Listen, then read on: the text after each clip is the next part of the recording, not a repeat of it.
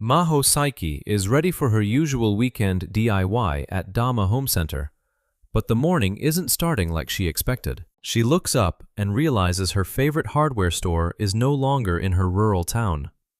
It's trapped inside a massive cavern. Just a few minutes ago, Maho was stoked to be back at her favorite playground after a long week. She's the first one in when the doors open, but she immediately stops in her tracks. The aisles are fully stocked, but the entire building is eerily empty. No staff, no customers, not a single soul, even though the automatic doors worked perfectly. Walking through the rows of tools, Maho wonders if she stepped into some mirror world, like she saw in an anime. She finds the animals in the pet corner are still there, which is a small relief. Suddenly, a massive tremor hits, throwing her straight to the floor. As the building shakes, Maho panics, thinking she's the only one who didn't evacuate for the earthquake. In the middle of the chaos, a girl with long blonde hair calls out to her, looking completely distressed. The girl collapses right there in the aisle, leaving Maho stuck wondering what to do next. Once the shaking stops,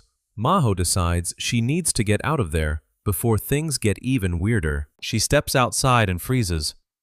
The Dama Home Center is buried under a mountain of rock. There's nothing but solid stone walls as far as she can see. Her brain short-circuits as she realizes her weekend just turned into a survival situation. Turning back to the girl, Maho notices she's geared up and carrying a very real-looking sword. Thinking it's just a dedicated cosplayer, Maho asks for her name, but the girl is just as confused by Maho's hoodie. The stranger introduces herself as Fiona, while the protagonist explains she's just Maho Saiki. Fiona is baffled by the name and the weird clothes, wondering if Maho is some kind of noble or a mage. When Maho asks about the rock wall, Fiona tells her it's always been there. The store is the thing that appeared out of nowhere. It turns out Fiona was teleported here after being careless with a trapped treasure chest. Maho looks at the armor and the blade again, finally realizing this isn't a costume. Fiona drops the bombshell. They are currently at the bottom of the Melquodia dungeon. The realization hits Maho like a truck. She's in another world. And she's not sure if that earthquake actually killed her. She gives her cheeks a hard pinch to wake up, but the pain confirms this is definitely not a dream. Before she can spiral, Fiona's stomach lets out a massive growl.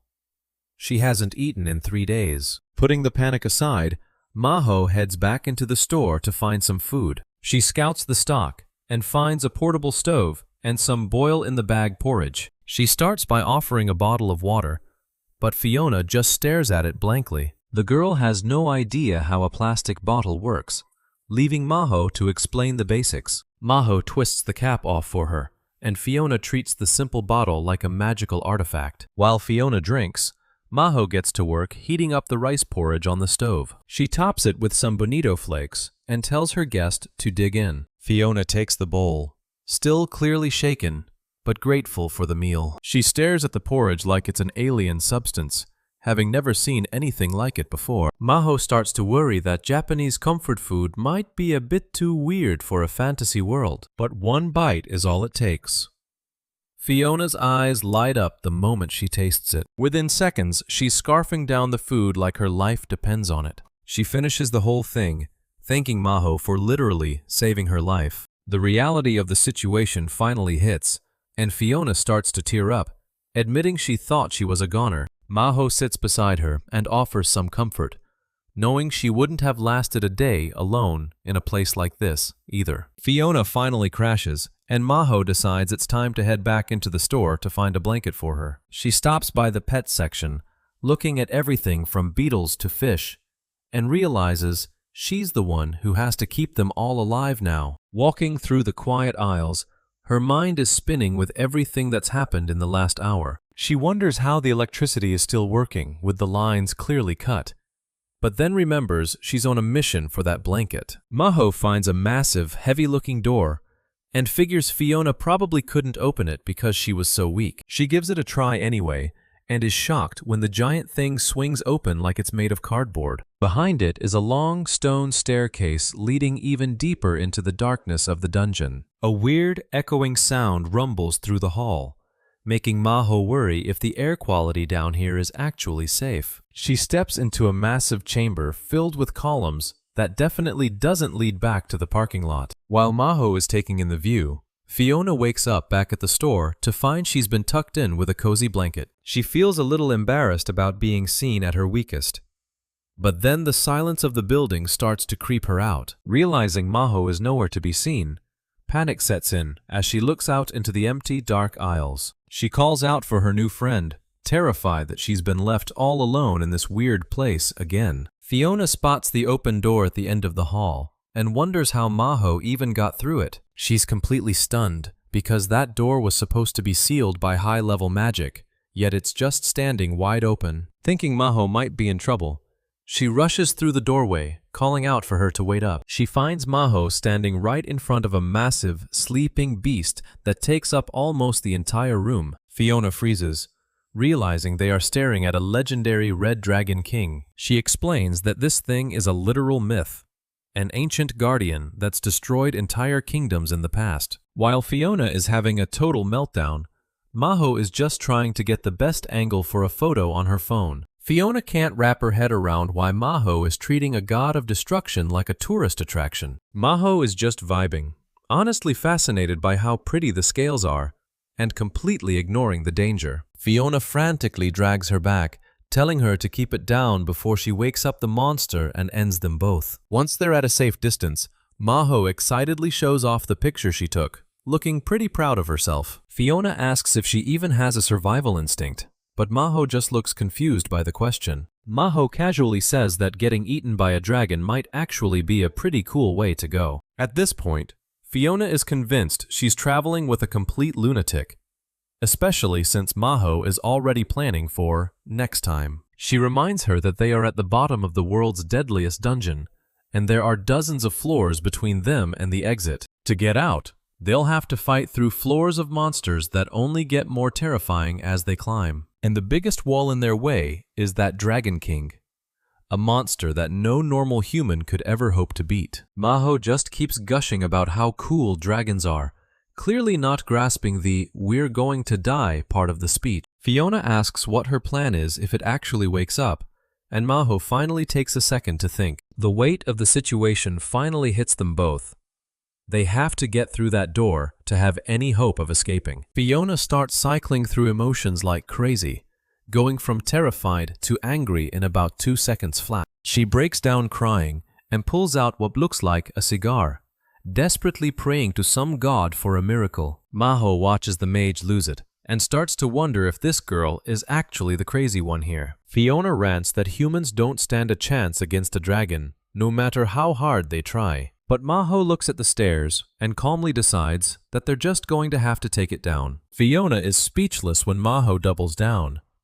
She really intends to fight a legendary dragon? When Fiona asks how they could possibly win, Maho mentions her dad was a bit of a weird influence. She explains her father loved home centers and DIY projects, and his adventurous spirit rubbed off on her. Clenching her fist, Maho decides she's not going to just wait around to die when there's a whole new world to explore. Maho Psyche is all fired up, declaring that there's a whole world out there waiting for her, and she's not going to let some legendary dragon stand in her way. Fiona is understandably skeptical, asking if Maho really thinks she can take down a god-tier monster when she just looks like an ordinary girl. Maho admits she's physically weak, but she's got a weirdly calm outlook on death, and thinks a little preparation is all they really need. Fiona can't believe how carefree Maho is, while Maho points out that they have the ultimate backpack, a literal home center,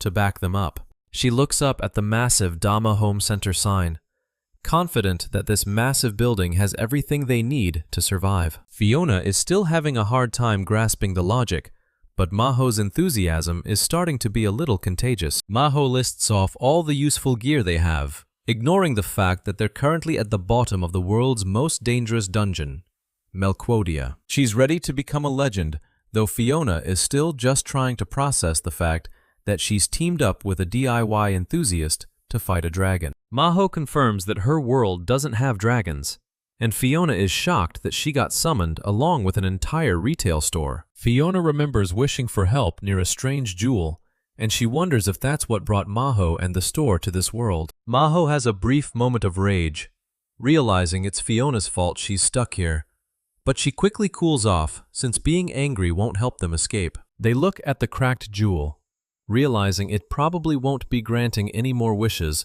or teleporting anyone home anytime soon. Fiona explains that this dungeon is so massive and dangerous that most adventurers have only ever managed to clear up to the 14th floor. Melquodia is in a league of its own, and the odds of being rescued from the deepest floor are basically zero. Because of the difficulty, almost no one even tries to explore this place anymore, leaving any stranded person in total despair. Maho isn't discouraged at all, insisting that they'll just have to deal with the Dragon King first and then work their way up. She notices that the porridge Fiona ate earlier has already been restocked on the shelf, which strikes her as incredibly odd. Fiona is embarrassed that Maho is pointing out exactly how much she ate, but Maho is more interested in the mystery of the inventory. Maho jokes that a ghost clerk might be restocking the aisles, but she quickly moves on to a more practical discovery. She grabs a box of granola to test her theory, hoping that the store really does have a way of replenishing itself. Sure enough,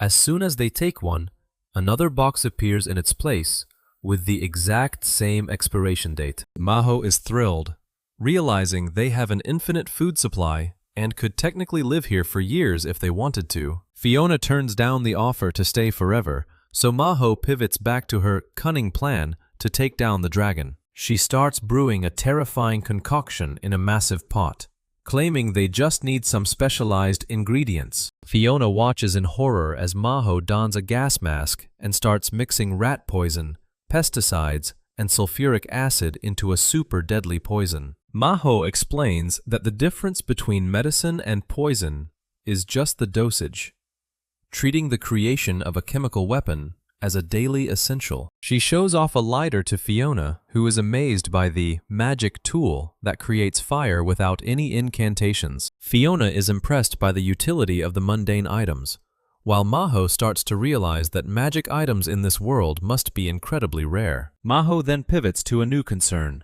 wondering if there are biological differences between them that she needs to account for. She suddenly asks Fiona to take her clothes off for a physical checkup, leaving the poor mage completely flustered and confused. Maho tries to justify it by saying she just wants to see if Fiona has any special organs for magic, insisting it's all for the dragon-slaying mission. Fiona reluctantly agrees, though she's still not entirely convinced that Maho isn't just a bit of a pervert. Maho begins her clinical examination, checking Fiona's pulse and heart rate to see if she functions like a regular human. Fiona is incredibly awkward during the whole thing, while Maho is dead serious about gathering medical data. She notices that Fiona's body temperature is slightly higher, but other than that, she seems to be physiologically identical to a girl from Earth. Fiona asks what the point of the whole embarrassing ordeal was, and Maho explains it was to confirm that the dragon is likely a biological entity too. She reasons that if the dragon is alive, it must have weaknesses like anything else, and their magic tools from the home center should work on it. Maho suspects the home center was meant to be used by humans to conquer this place, or at least that's how she's choosing to see it. She's convinced that even a change in temperature or atmosphere could be lethal to a creature that's been dormant for so long. Fiona is skeptical about how they're supposed to get a massive dragon to drink poison, but Maho is already 2 steps ahead. She considers using a steel pipe to inject it while the dragon is snoring, but then realizes that's a one-way ticket to getting eaten if it wakes up. Maho abruptly decides to put the poison plan on hold and go with something else, leaving Fiona completely bewildered by her friend's chaotic energy. Maho Psyche stands with Fiona outside the home center, acknowledging that while their plan is a bit dangerous, it's their best shot at survival. She asks Fiona if the dragon has any magic resistance,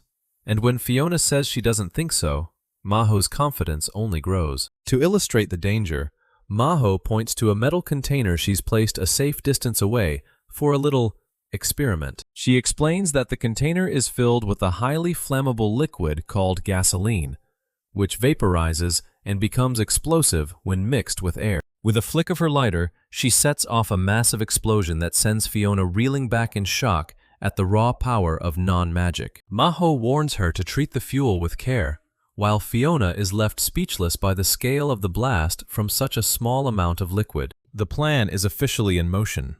They're going to spend the next few days hauling massive quantities of gasoline down to the dragon's lair. Maho even plans to add buckets of nails and axes to the mix, essentially creating a giant improvised shrapnel bomb for good measure. Fiona is amazed by Maho's stamina, but Maho just laughs it off as dungeon acclimation, treating the whole life or death situation like a video game. Once they're finally ready, Maho drops a bombshell.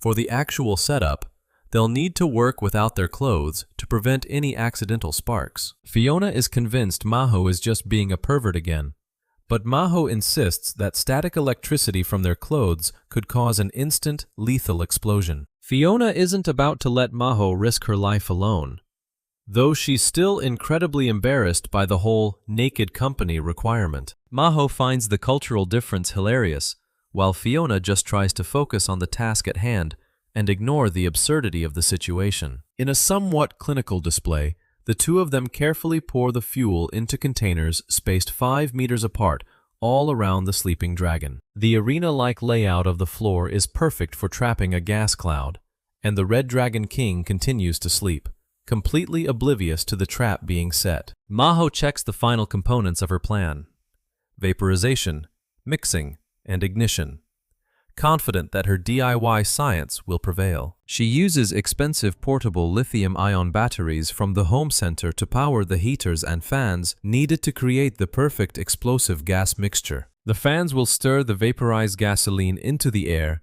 creating a fuel-air bomb that should be powerful enough to take down even a legendary beast. Maho keeps the batteries off for now, carefully wiring everything to an ignition device she's fashioned from a portable stove spark plug. She sets a timer for 11 hours, which should give them plenty of time to retreat to a safe distance before the whole place goes up in flames. As they wait for the timer to count down, Fiona is still worried about what they'll do if it doesn't work. But Maho is oddly zen about the whole thing. Maho gives all the credit to the science of humanity and the convenience of the home center, while Fiona is just in awe of her friend's brilliance. Fiona is a nervous wreck, praying to every deity she knows for the plan to work, while Maho watches her with an amused, deadpan expression. The countdown reaches the final 15 seconds, and both girls hold their breath as they prepare for the moment that will decide their fate. Deep in the world's most dangerous dungeon, the massive Red Dragon King rests, completely unaware of what's coming. Maho Saiki, a short-haired girl who somehow got her local hardware store summoned here, counts down on her phone alongside a terrified blonde mage named Fiona. The timer hits 0. A massive sound ripples through the chamber as the legendary beast finally notices something is very wrong. Safe behind a heavy door, Fiona wonders if it actually worked, but Maho warns her not to open it. It's an oxygen-deprived hellscape on the other side now. Maho explains that they can't open it yet or they'll be caught in a sea of flames. Though she's still baffled by where the air in this place even comes from, she decides to just chalk it up to the weird logic of another world. The plan was simple. The dragon needs to breathe, and by flooding the room with gas and causing an explosion, they're basically suffocating it. Fiona is still visibly shaken from the setup process, where Maho insisted they work completely nude to avoid any static sparks from their clothes blowing them up early. Back to the dragon, who really didn't see this coming. It didn't exactly have a lot of complex thoughts before this. It was born with a single mission: guard the dungeon and crush anyone strong enough to challenge it. But when these two appeared, it didn't even register them as threats, just weaklings it could kill with a single breath. It figured they were just small animals, not worthy opponents. The beast even assumed they were bringing it offerings. 11 hours later, the dragon starts noticing a terrible stench filling the air. That bad feeling in the air just keeps getting thicker. The timer hits 0 again, and Maho's ready to move. 10 days pass to let the smoke clear, and they've spent that time lounging around the home center like it's a vacation.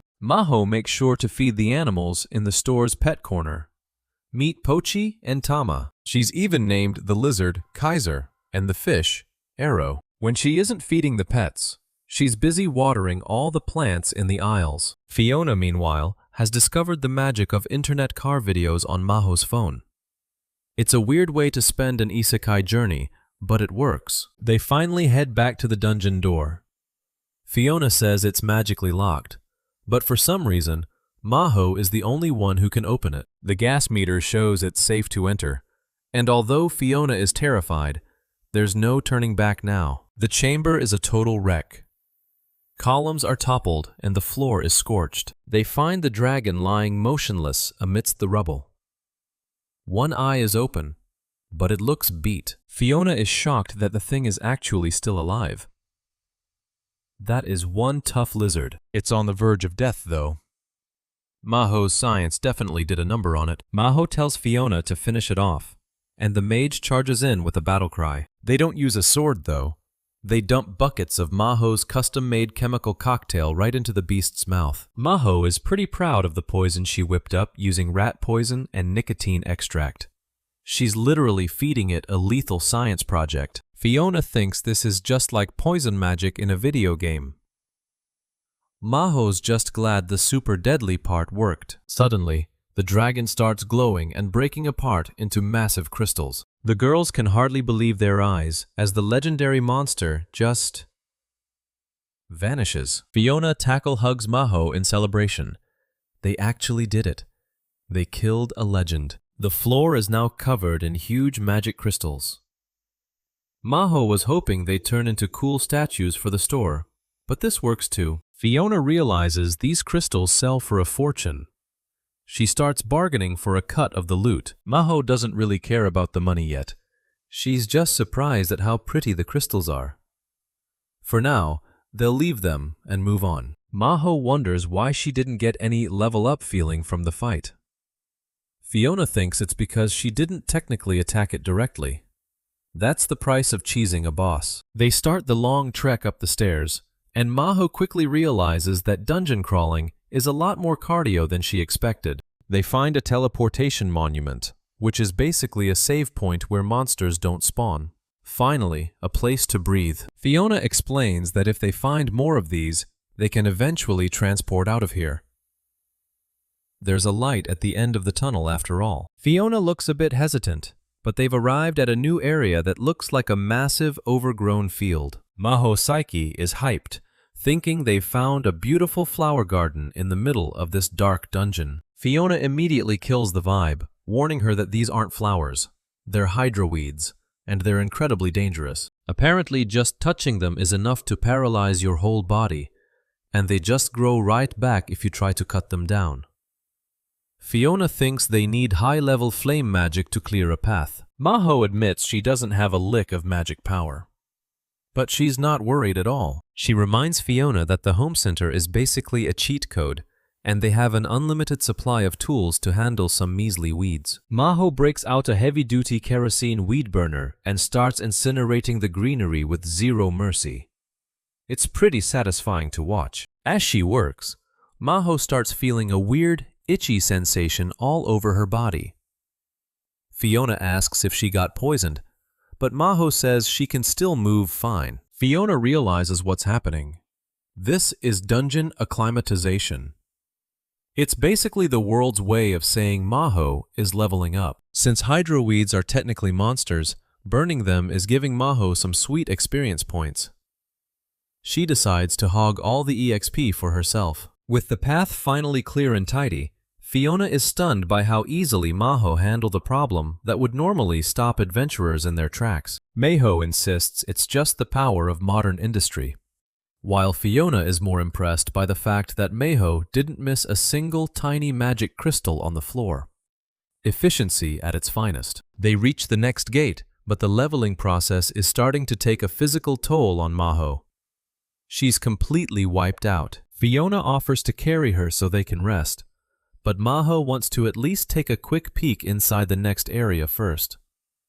Talk about dedicated. They stare into a dark, ominous tunnel, wondering what kind of fresh hell is waiting for them this time. The two step inside, and it is absolutely pitch black. You can't see a thing. Fiona tries to brighten things up with some light magic, hoping for a classic fantasy moment. The light barely lasts a second before fizzling out, leaving them in the dark again. Fiona is genuinely embarrassed. She explains that they've entered a dark zone, where any magical light is instantly absorbed. It's a real pain, since torches take up a hand they need for fighting. Maho isn't fazed at all. She's got something way better than a torch or a spell. Before we get to that, let's look at what happened the next morning. They headed back to the store to recover from the floor clearing. Maho wakes up and discovers that the acclimatization gave her a serious power boost. She's casually tossing around sofas and splashing herself with water like she's in a montage. She's lifting a bicycle over her head like it's a toy, screaming in confusion. Fiona just watches from the sidelines, explaining that this is what leveling up feels like. Maho is stoked, realizing she might actually be able to handle a sword now. She's ready to fight some monsters properly. She then shows off her new secret weapon for the dark zone, a professional-grade LED balloon light. Fiona has no idea what she's looking at. Maho explains it's lighting equipment for construction sites, not a weapon. Fiona is still skeptical. It costs a whopping 150,000 yen, but since the home center restocks, they have an infinite supply. They're just going to brute force the darkness with sheer lumens. Fiona is floored. Not even high-level magicians can create this much light. Maho just shrugs and starts setting them up. They continue deeper into the lit-up dark zone. Fiona warns Maho to watch her step for traps, while Maho tries to act cool. Naturally, Maho immediately slips and nearly falls off a cliff. Talk about bad timing. Fiona catches her just in time, but Maho is totally paralyzed with fear. Her voice won't even come out properly. They're staring down a massive chasm. It's too big to jump, and they can't see the bottom. Not exactly a great spot to be. Fiona asks if she's scared of heights, and Maho admits that bottomless pits are her one true weakness. Even a DIY master has limits. Fiona finds it hilarious that the girl who took down a dragon is terrified of a hole in the ground. She thinks Maho is kind of cute when she's vulnerable. They spot a few breaks in the chasm where the gap is thinner. Maho thinks they can just build a bridge or something to get across. Simple, right? Then Maho notices something massive on the wall on the other side.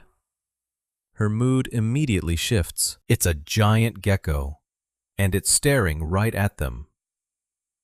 Fiona can't quite see it yet, but Maho is already panicking. Fiona scoops up Maho and runs for it. They aren't sticking around to be lizard food. They hide and observe the thing. It's 5 meters long and completely blocks their path. They can't fight it head-on while dangling over a chasm. Maho comes up with a plan and pours something down the wall.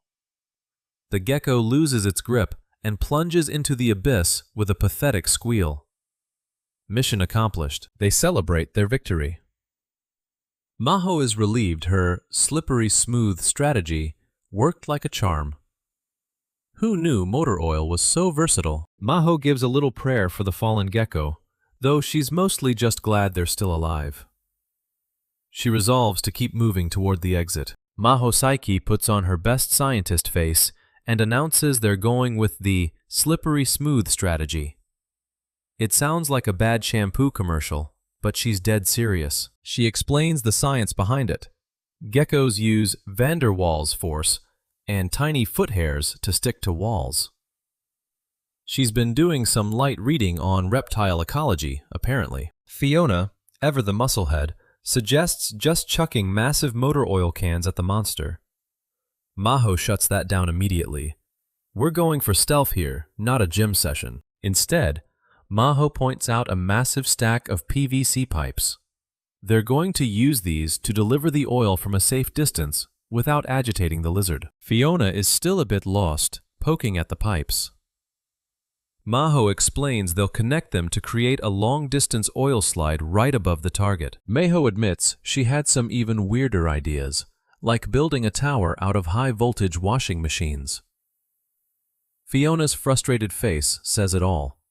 Maho's brain is a terrifying place. Fiona realizes that, despite the craziness, Maho really does know how to use every single tool in this massive store to their advantage. Maho gets a little humble, saying she only knows about 90% of it. She's back to her usual self, and they're ready to put the plan into action. The prep work begins. They connect the pipes and wrap them in sponge to make sure they don't make any noise against the stone.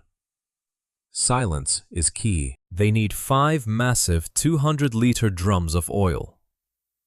It sounds like a nightmare to carry, but Maho's new dungeon-buffed strength makes it look like she's carrying groceries. They set up the pumps and start the flow. The goal is to drench the area right above the gecko so the oil flows down and ruins its day. To keep the pipes from shifting, they weigh them down with some heavy-duty car tires and rope. It's some top-tier DIY engineering. Fiona's even filled some oil balloons for a finishing touch. With the gear all set up, they prepare to flip the switch.